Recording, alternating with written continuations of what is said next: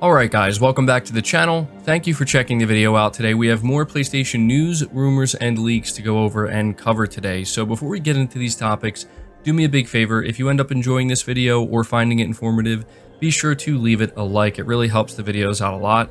And if you are new here to the channel, please consider hitting that subscribe button as well.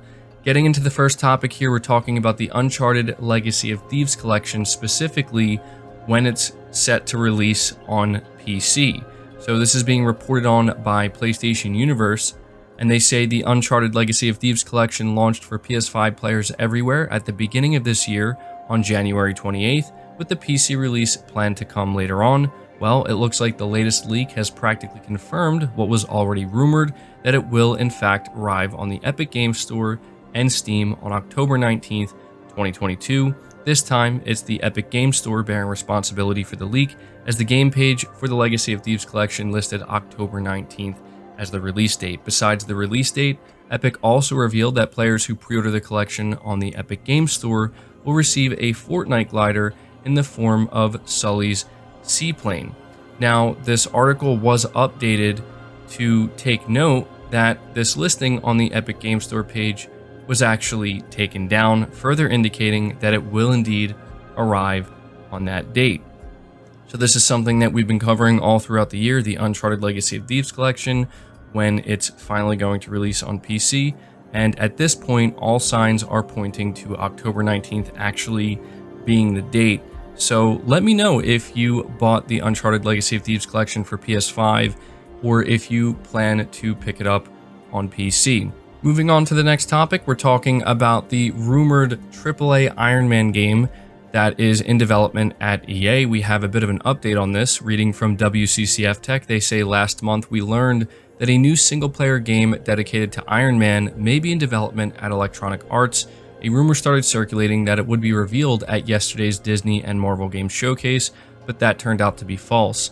That said, Giant Bomb's Jeff Grubb confirmed today that it won't be long before it becomes public. In fact, he reckons the Iron Man game will actually be released before the rumored Black Panther game. The latter is known to be in development at EA's Redmond studio, which was founded by former Monolith Production studio head Kevin Stevens. We were wondering which studio would take the helm on the Iron Man game. Interestingly, Grubb said that EA Motive will take care of it after they're done with the Dead Space remake, which is currently set to launch on January 27th, 2023. So I wanted to just give you guys this small update because it's true that there was a rumor circulating yesterday that this game was going to be revealed during the Disney and Marvel Games showcase, and it didn't show up. I think, honestly, a lot of people were very disappointed and incredibly underwhelmed by the Disney and Marvel Games showcase. Would have been cool to see Iron Man there, but apparently this game is real, and we should be learning about it hopefully in the not too distant future. And this is just one of those things where, you know, EA, they are very much hit or miss when it comes to their AAA single player games. But, you know, this is a title that I am definitely interested in seeing and willing to give a chance. And I hope that they're able to do this game justice. So there's your update. We're moving on to the next topic though, which is the official announcement of Amy Hennig's game with Skydance New Media. Reading from Gaming Bolt, they say after rumors of the game emerged just before the Disney and Marvel Games showcase, Skydance New Media revealed its upcoming Marvel title. Set during World War II, it stars Captain America and Black Panther, though the latter is Azuri, T'Challa's grandfather. Other playable heroes include Gabriel Jones of the Howling Commandos and the Wakandan Spy Network's leader, Nanali. Judging from the cover art, one would assume that co-op factors somehow. In a new interview with IGN, Skydance New Media's Amy Hennig confirmed, narratively, yes, but not in terms of gameplay or mechanics. We experienced something partly intentionally and partly by a happy accident with Uncharted. We found out that for people playing our game, it was a shared living room experience. It was because they were invested in the story and the characters, and they felt collaboratively engaged with what was going on, even if their hand wasn't on the controller. So part of the design here is to sort of tap into that experience. Is it literally a co-op game in a technical sense? No, but is it a sort of shared experience and even sort of a collaborative experience? Part of what we're doing is encouraging people who don't consider themselves, you know, traditional gamers to feel just as invited and welcomed into the experience, even in a hands-on way, as the gamers in the household. That's always been part of the goal. I could see looking at the key art and going, this must be a co-op game. But it is about this ensemble. You've got two superheroes and two people who are not superheroes coming from these two different worlds, each with different viewpoints and facets on the experience. Henning calls it an interesting concoction of characters and experiences, which means each character's point of view could bring something unique to the table. Of course, even if there's no co-op, the core cast could team up on separate occasions, with the AI controlling the other character, like in the Uncharted series. So as of right now, there is, believe it or not, no official name for this game yet, nor is there a release window, and they also do not specify which platforms this game is currently in development for. I think we can safely assume it's going to be a multi-platform title. I assume it's not going to be a cross-gen title, considering it seems like it's multiple years out. But yeah, this is nice to finally get confirmation, and I think this is actually really cool. When we heard the rumor that this was apparently what Amy Hennig is working on, I was definitely feeling good about it. And honestly, knowing that it's not a co-op game and it's just purely a single-player focused game, to me, that's what Amy Hennig is known for, and that's what she has done best.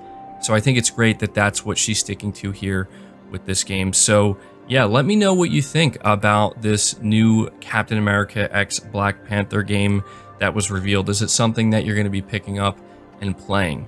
Next up, we're talking about the PS5 and how it is the UK's best-selling console in 2022, overtaking the Nintendo Switch. Coming from PlayStation Lifestyle, it says the PS5 is the UK's best-selling console in 2022, overtaking the Nintendo Switch to the top spot. This comes as a result of stock increase in the region, meaning more buyers have been able to get their hands on Sony's console. Stock levels for the PS5 have risen by 56% in the region, according to GfK data reported by GamesIndustry.biz. As a result of this increase, the console managed to overtake the ever-popular Switch, which also saw a 4% sales increase in August. This leaves Microsoft's Xbox Series X and S consoles in third place. The data wasn't all good news for console sales, though, with just under 880,000 consoles having been sold this year. That means that there has been a 36% decrease compared to the same time period in 2021. So we have a mix of both good and bad news here. The bad news, obviously, that in general, compared to last year, there is a 36% decrease.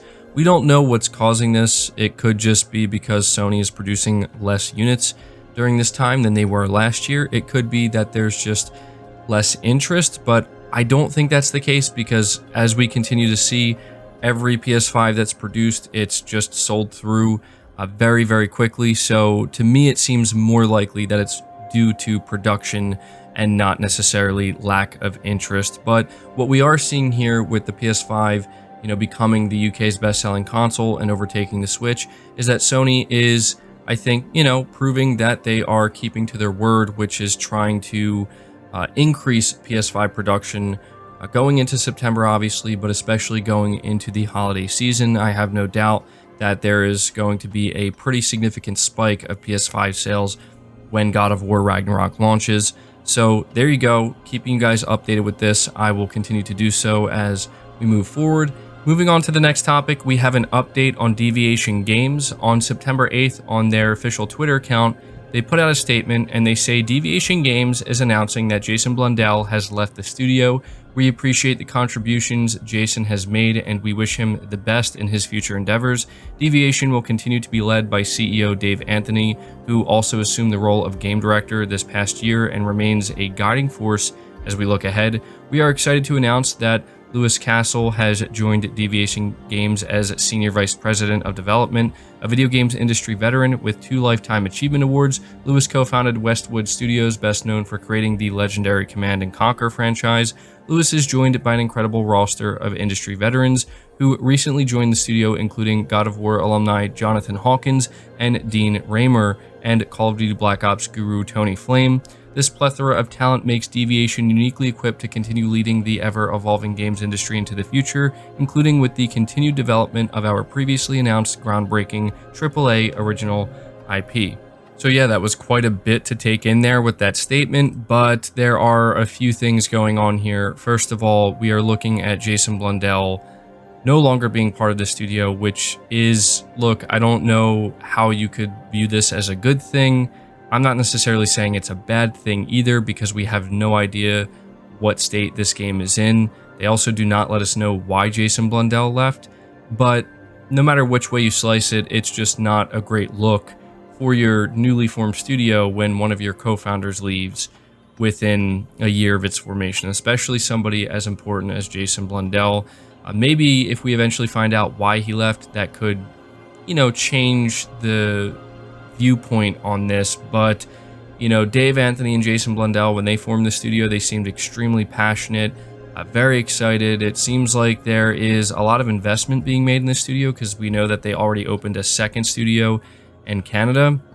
And something they are continuing to highlight with this statement is how they still do have a veteran talent, that they're hiring and bringing on board.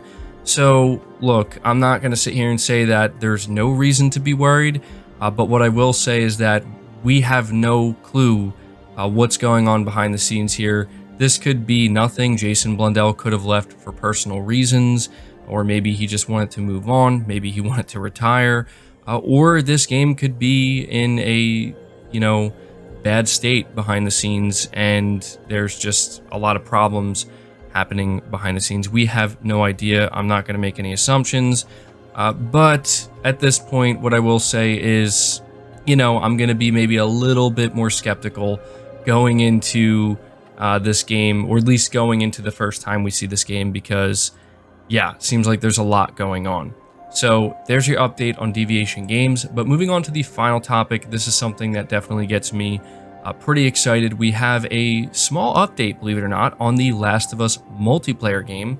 Now, last we heard from Neil Druckmann, we are not getting anything more on this game until sometime next year, but it seems like something may have slipped out here. So this isn't anything too major when it comes to the Last of Us multiplayer, but considering we really haven't received any updates or new information other than that piece of concept art, and Neil Druckmann basically, talking about how big this game is going to be. This comes from a former Naughty Dog employee, Matthew Seymour, a former environment designer at Naughty Dog, and he states in his LinkedIn employment history that he has worked on a multiplayer title in a very dense city with a lot of detail, and he lets us know that he carried out this work between June 2020 and December 2021, which is the exact time frame in which the Last of Us multiplayer game would be in development. And so, what people are kind of taking away from this is, okay, so we look at this, concept image here, and Neil Druckmann talks about how this game is going to have its own story, and there's going to be a new set of characters, but it is going to be a multiplayer-driven experience.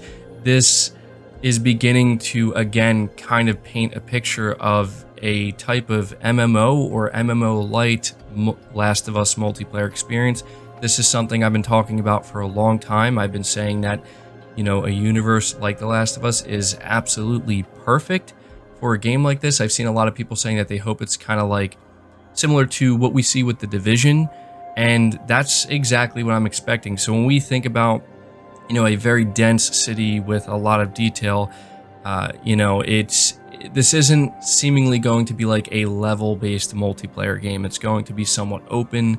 And again, I kind of got that feeling with this concept image, but this just further backs that up. And again, it's worth reiterating that Neil Druckmann really emphasized just how big this game is going to be. He even said that in some ways, this Last of Us multiplayer game is going to be bigger than their single-player titles. So again, a very small update, but hey, any excuse I have to talk more about this Last of Us multiplayer game, I'm going to take it and I'm going to run with it. So that does it for this video, guys. I hope you did enjoy it. I hope you did find it informative. Again, if you did, be sure to leave it a like, subscribe to the channel if you're new, hit the bell notification icon, and feel free to share this video out on top of all that. But until next time, guys, take care.